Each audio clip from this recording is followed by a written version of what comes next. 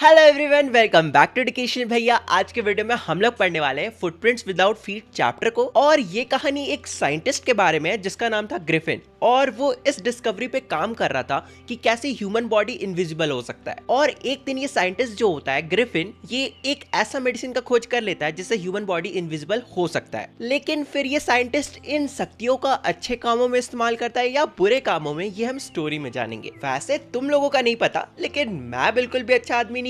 अगर मुझे ये शक्तियां मिल जाती तो मैं बता भी नहीं सकता मैं क्या क्या करता। वैसे तुम लोग सोचने की कोशिश भी मत करो, तुम लोग सोच भी नहीं पाओगे। खैर, अगर इनविजिबल होने की शक्ति तुम सबको मिल जाए तो तुम सब क्या करोगे, ये तुम कमेंट सेक्शन में लिखकर बता सकते हो। वैसे इस चैनल में जो कोई भी नया है तो जल्दी से सब्सक्राइब कर दो। अगर जितने व्यूज है इस वीडियो में उतने लोग सब्सक्राइब कर देंगे तो एक साल के अंदर ही मेरे 1 मिलियन हो जाएंगे, और मुझे 1 मिलियन जल्दी से जल्दी अचीव करना है। बाकी तुम सबकी मर्जी। चलो अब चैप्टर का एक्सप्लेनेशन स्टार्ट करते हैं। तुम लोग अपने फुटप्रिंट्स विदाउट फीट वाले चैप्टर को खोल लो, और अब चलो हम लोग स्टार्ट करते हैं इस चैप्टर को। तो ये कहानी कुछ ऐसे स्टार्ट होता है। 2 बच्चों को पैरों के निशान दिखते हैं जो अपने आप बनते हुए जा रहे थे, और ये देखकर वो जो बच्चे होते हैं वो बहुत ज्यादा शॉक्ड हो जाते हैं और उस फुटप्रिंट्स का पीछा करने लगते हैं। लेकिन फिर धीरे धीरे वो जो निशान होता है, वो जो फुटप्रिंट्स बनते हुए जा रहे थे, वो अचानक से गायब होने लगता है। तो यहाँ पे सबसे बड़ा सवाल ये था कि आखिर वो निशान थे किसके, और वो इंसान दिखाई क्यों नहीं दे रहा था, और इससे भी इम्पोर्टेंट, वो इंसान इस वक्त लंदन में क्या कर रहा था। देखो, ऑब्वियस सी बात है, वो इंसान कोई और नहीं बल्कि ग्रिफिन था, जिसने इनविजिबल होने का पोशन पी लिया था। जिसके बाद जो ग्रिफिन था ना, वो बिल्कुल एक ग्लास सीड जैसा बन गया था। मतलब वो इनविजिबल तो हो गया था लेकिन वो गायब नहीं हुआ था। इसका मतलब भले ही तुम ग्रिफिन को देख नहीं सकते हो, लेकिन तुम उसे टच कर सकते हो,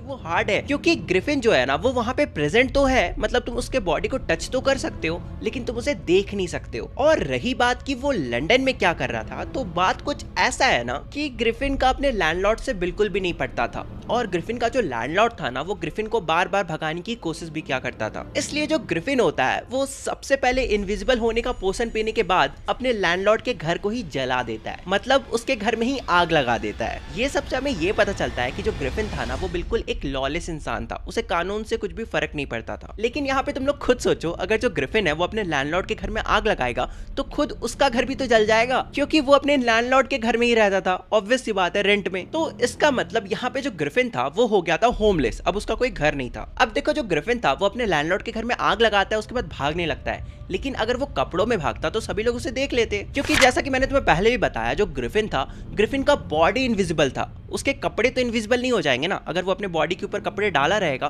तो उसका कपड़ा तो दिखेगा ही। तो इसलिए जो ग्रिफिन होता है वो वहां पे नंगा हो जाता है, मतलब अपने सारे कपड़े को खोल देता है। लेकिन देखो, मिड विंटर्स का टाइम था और वो जगह कोई और नहीं बल्कि लंदन था। और तुम्हें अगर नहीं पता तो मिड विंटर्स के टाइम में लंदन में बर्फ गिरती है, और ऊपर से हमारे जो ग्रिफिन भैया है वो है होमलेस और ऊपर से नंगे। तो ऑब्वियस सी बात है, उन्हें ठंडा तो लगेगा ही ना। इनविजिबल है, इसका मतलब ये तो नहीं उनके अंदर सुपर पावर आ गया कि उन्हें ठंडा नहीं लगेगा। तो इसलिए हमारे जो ग्रिफिन भैया होते हैं वो दौड़कर एक स्टोर के अंदर जा रहे होते हैं, और तभी वो जो 2 बच्चे होते हैं वो उनके फुटप्रिंट्स के निशान को देखते हैं। ऑब्वियसली तुम्हें याद ही होगा, जब मैंने तुम्हें ये चैप्टर को एक्सप्लेन करना स्टार्ट करा था तभी मैंने तुम्हें बताया था कि 2 बच्चे फुटप्रिंट्स बनते हुए देखते हैं। तो यहाँ पे वो 2 बच्चे यही हैं। ओके, देखो, जो ग्रिफिन होता है ना, वो सक्सेसफुली मॉल के अंदर घुस जाता है, और मिडनाइट का वक्त था, तो वो जो मॉल था वो भी बंद होने वाला था। इसलिए जब ग्रिफिन मॉल के अंदर घुसता है, उसके कुछ ही देर बाद वो जो मॉल होता है वो बंद हो जाता है। जैसे ही मॉल बंद होता है, हमारे जो ग्रिफिन भैया होते हैं मॉल के बहुत सारे गर्म कपड़ों को ट्राई करते हैं, और अपने फेवरेट उन कपड़ों में से अपने फेवरेट कपड़ों को उठाते हैं और उसे पहन लेते हैं। और फिर इसके बाद हमारे जो ग्रिफिन भैया होते हैं वो मॉल के अंदर बहुत सारा फ्री का खाना भी खाते हैं। ऑब्वियसली बात है, तुम्हें पता ही होगा कि बड़े बड़े मॉल्स में बर्गर किंग, KFC वगैरह तो होता ही है। ऊपर से वो तो लंदन है, वहां पे तो और भी ज्यादा होते होंगे। ग्रिफिन भैया मस्त किचन में जाते हैं और वहां से कोल्ड मीट, कॉफी, स्वीट्स और वाइन पीकर सो जाते हैं। लेकिन हमारे जो ग्रिफिन भैया होते हैं ना, वो टाइम पर उठ नहीं पाते हैं। जब उनका नींद खुलता है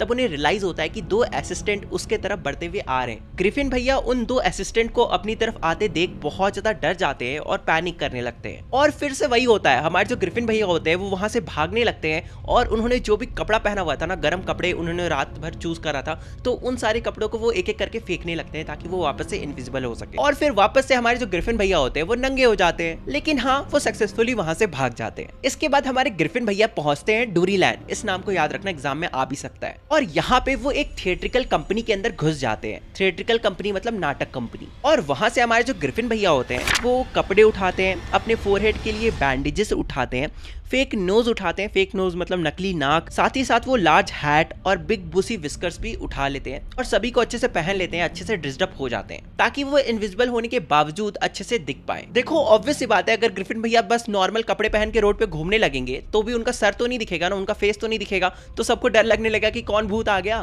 तो इसलिए हमारे जो ग्रिफिन भैया है उन्हें अपने चेहरे को भी तो ढकना था, इसलिए वो इन सारी चीजों को भी उठाते हैं, जैसे कि बैंडेजेस, फेक नोज और काला चश्मा, बिग बोसी विस्कर्स मतलब बड़ी सी मूछे गोल वाली। इसके बाद जब ग्रिफिन भैया उस शॉप से निकल रहे होते हैं तो निकलने से पहले सबसे पहले वो शॉपकीपर पे पीछे से हमला कर देते हैं ताकि वो बेहोश हो जाए, और वो शॉपकीपर बेहोश हो भी जाता है। उसके बाद जो ग्रिफिन भैया होते हैं वो उस शॉपकीपर के पास जितना भी पैसा था सभी पैसों को उठा लेते हैं और रख लेते हैं, और फिर ग्रिफिन भैया वहां से सीधा भागकर सबसे पहले एक ट्रेन को पकड़ते हैं जो कि जिपिंग जाने वाला था। जिन्हें नहीं पता, जिपिंग एक विलेज का नाम है। ओके, इसके बाद जो हमारे ग्रिफिन भैया होते हैं वो सबसे पहले जिपिंग पहुंचकर 2 रूम को बुक करते हैं होटल लोकल इन में। अब देखो यहाँ से ध्यान से सुनना, जब ग्रिफिन भैया उस होटल के पास पहुंचते हैं, होटल के अंदर पहुंचते हैं, उस होटल की ओनर की जो वाइफ थी जिनका नाम था मिसेस हॉल, उन्हें ग्रिफिन का बिहेवियर कुछ खास अच्छा नहीं लगता है, मतलब काफी अजीब सा लगता है। और ऐसा उन्हें क्यों लगता है, यहाँ पे ध्यान से सुनना, एग्जाम में यहाँ से आने की बहुत ज्यादा चांसेस है। ग्रिफिन का अपीयरेंस बहुत अजीब था।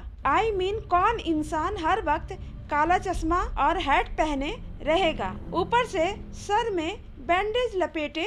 ग्रिफिन कभी भी मुझसे अच्छा से बात नहीं करता था, और जब मैं प्यार से ग्रिफिन को कभी अप्रोच करती थी तो वो बोलता था मैं यहाँ एक इम्पोर्टेंट काम से आया हूँ और मैं सॉलिट्यूड रहना चाहता हूँ, मतलब अकेले रहना चाहता हूँ। एक एक्सीडेंट के वजह से मेरा फेस ऐसा हो गया है। तीसरा, ग्रिफिन का हैबिट बहुत स्ट्रेंज था और बहुत जल्दी वो अपना टेम्पर खो देता था, मतलब गुस्सा हो जाता था। ग्रिफिन को मैं नहीं निकाल सकती थी क्योंकि उसने एडवांस में पैसा दे रखा था। लेकिन चोरी के पैसे तो खत्म होने ही थे, इसलिए ग्रिफिन के पास जो पैसे थे वो भी खत्म होने लगते हैं। इसके बाद जब मिसेस हॉल ग्रिफिन से पैसा मांगने आती है तो ग्रिफिन ऐसा प्रिटेंड करता है कि जल्दी ही उसका चेक आने वाला है और उसके बाद वो आगे की पैसे भी दे देगा। और फिर इसके बाद अगले दिन 2 बड़ी बड़ी इंसिडेंट होती है। इन दोनों इंसिडेंट को अच्छे से याद रखना। सबसे पहला क्या होता है, एक क्लर्जीमैन मतलब कि प्रीस्ट मतलब कि चर्च का जो पुजारी होता है वो अपनी वाइफ के साथ मस्त सो रहा होता है, लेकिन तभी उसे नीचे तिजोरी वाले कमरे से कुछ आवाज सुनाई देती है, जैसे कि उस कमरे में कोई चोर घुसा आया हो। तो वो जो क्लर्जीमैन होता है वो दौड़ के अपनी वाइफ के साथ उस रूम की तरफ भागकर जाता है और अपने हाथों में एक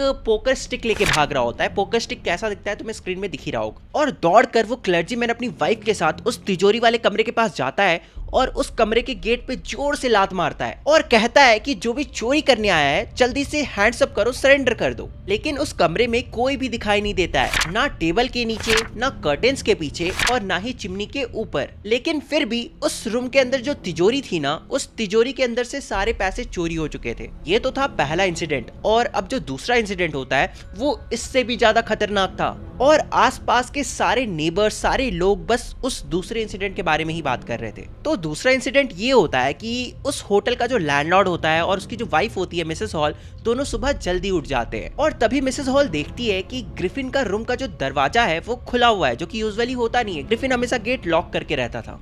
तो मिसेस हॉल सोचती है कि अच्छा मौका है, मैं जल्दी से जाके इसके रूम को चेक कर लेती हूँ। तो सबसे पहले जब मिसेस हॉल उस रूम के अंदर जाती है, ग्रिफिन के कमरे के अंदर जाती है, तो सबसे पहले वो बेड को चेक करती है। ये चेक करती है कि वो जो बेड है वो गर्म है या फिर नहीं। तो वो नोटिस करती है कि वो जो बेड था वो ठंडा हो चुका था। ठंडा हो चुका था इसका मतलब ग्रिफिन काफी देर पहले उठ चुका है, क्योंकि अगर वो तुरंत उठा होता तो ऑब्वियस सी बात है वो जो बेड होता वो थोड़ा गर्म होता, राइट। तुम लोग भी जब सुबह सुबह उठते होगे तुम्हारा भी जो बेड होता होगा वो थोड़ा गर्म होता होगा, नॉर्मल सी बात है। मिसेस हॉल देखती है कि ग्रिफिन तो वहां पर नहीं था, लेकिन ग्रिफिन जो भी यूजुअली कपड़े पहना करता था, जैसे कि वो जो बैंडेजेस लगाया करता था, जो कपड़े पहना करता था, जो सनग्लासेस पहनता था, जो विस्कर्स, जो मूछे लगाता था, वो सभी वहां पे पड़े हुए थे। फिर अचानक से मिसेस हॉल को एक हैट उड़ता हुआ दिखाई देता है। वो ग्रिफिन का हैट था और वो हैट सीधा आकर मिसेस हॉल के मुंह पर लगता है। इससे पहले कि मिसेस हॉल समझ पाती कि उनके साथ क्या हो रहा है, उस रूम में पड़ा जो चेयर होता है वो सीधा आकर उनके पैर पर लगता है और फिर इसके बाद वो चेयर आके मिसेस हॉल और उनके हस्बैंड को सीधा रूम से बाहर फेंक देता है। और फिर इसके बाद ग्रिफिन के रूम का जो गेट का छिटकिनी होता है वो अपने आप लॉक हो जाता है। मिसेस हॉल को लगता है कि उस कुर्सी ने ही अंदर से गेट को लॉक कर लिया है। मेरी मम्मी इसी चेयर में बैठा करती थी। आज यही चेयर मुझे मारना चाहता है। मिसेस हॉल को तो ये भी लगने लगता है कि वो जो रूम है ना वो अब हॉन्टेड हो चुका है। उन्हें लगता है कि जो ग्रिफिन है ना वो कोई तांत्रिक वगैरह है और उसने उनके रूम में जादू टोना कर दिया है, जिसके कारण उनके रूम का जो फर्नीचर्स है उसके अंदर कुछ भूत घुसा है, कुछ हॉन्टेड चीजें घुसा है। इसके बाद जो आसपास के नेबर्स होते हैं वो अनुमान लगाने लगते हैं कि उस रूम के फर्नीचर्स में विचक्राफ्ट किया गया है, मतलब कि इविल या फिर डेमंस को बुलाया गया है, समन किया गया है, वो भी तंत्र विद्या के मदद से। और ये जो ग्रिफिन है ना ये कोई और नहीं बल्कि कोई अच्छा सा बड़ा वाला तांत्रिक है। और सबको ये भी शक होने लगता है कि हो ना हो इसके पीछे ग्रिफिन का हाथ तो जरूर है। और फिर इसके बाद ये जो शक होता है वो यकीन में बदल जाता है जब ग्रिफिन आके कैश देता है मिसेस हॉल को, क्योंकि ऑब्वियस सी बात है कुछ टाइम पहले ही ग्रिफिन ने बोला था कि उसके पास कैश वैस नहीं है, उसका चेक आने वाला है कुछ टाइम बाद। तो फिर अचानक से एक दिन के अंदर ही ग्रिफिन के पास कैश कहां से आ गया। इसलिए सभी का शक यकीन में बदल जाता है कि जो क्लर्जीमैन के घर में चोरी हुई थी कहीं ना कहीं उसके पीछे ग्रिफिन का हाथ तो जरूर है, मतलब ग्रिफिन ने ही चोरी की है। इसके बाद जो मिसेस हॉल होती है वो जल्दी से कांस्टेबल को कॉल करती है और वहां पे बुला लेती है। लेकिन इससे पहले कि कांस्टेबल वहां पे पहुंचता मिसेस हॉल तुरंत जाती है ग्रिफिन के कमरे के पास और ग्रिफिन से पूछती है कि आखिर तुमने मेरे चेयर के साथ ऐसा क्या किया है और तुम खाली कमरे के अंदर कैसे घुस गए जबकि ये गेट तो लॉक था। देखो ग्रिफिन भैया तो थे शॉर्ट टेम्पर्ड, वो कहते हैं कि तुम्हें जानना है who and what I am, तो रुक तुझे मैं अभी दिखाता हूँ कि मैं कौन हूँ।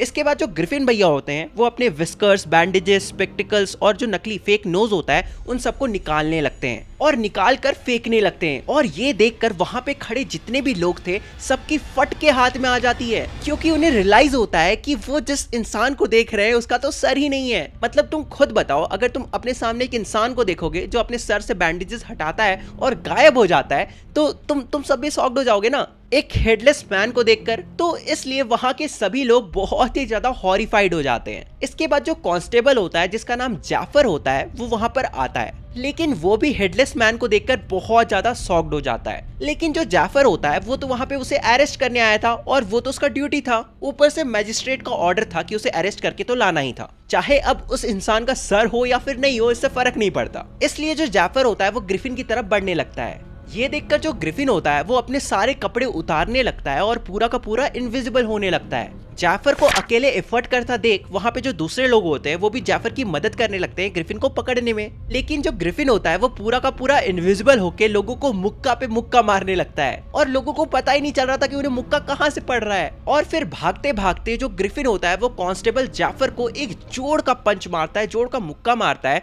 और उसके बाद जो जाफर होता है वो वहीं पे गिरकर बेहोश हो जाता है। और फिर एट द एंड वो जो ग्रिफिन होता है वो वहां से भाग जाता है, मतलब बच के भाग जाता है और ये जो तुम्हारा स्टोरी होता है वो खत्म हो जाता है। थी ना काफी इंटरेस्टिंग सी, काफी मजेदार सी स्टोरी। तो जाने से पहले मुझे पता है तुम लोगों ने सब्सक्राइब और लाइक तो कर ही दिया होगा, तो मुझे इंस्टाग्राम में भी फॉलो कर लेना। जैसे ही मेरे इंस्टाग्राम में 10 के फॉलोअर्स हो जाएंगे मैं ब्लैक एरोप्लेन का वीडियो डाल दूंगा जो मैंने गलती से छोड़ दिया था। साथ ही साथ मैं तुम्हें ये भी बता देता हूँ कि मैंने पिछले 2 वीक से वीडियो क्यों नहीं डाला था, क्योंकि मेरा तबियत बिल्कुल भी ठीक नहीं है और अभी भी ठीक नहीं है, बट बनाना तो पड़ेगा ना।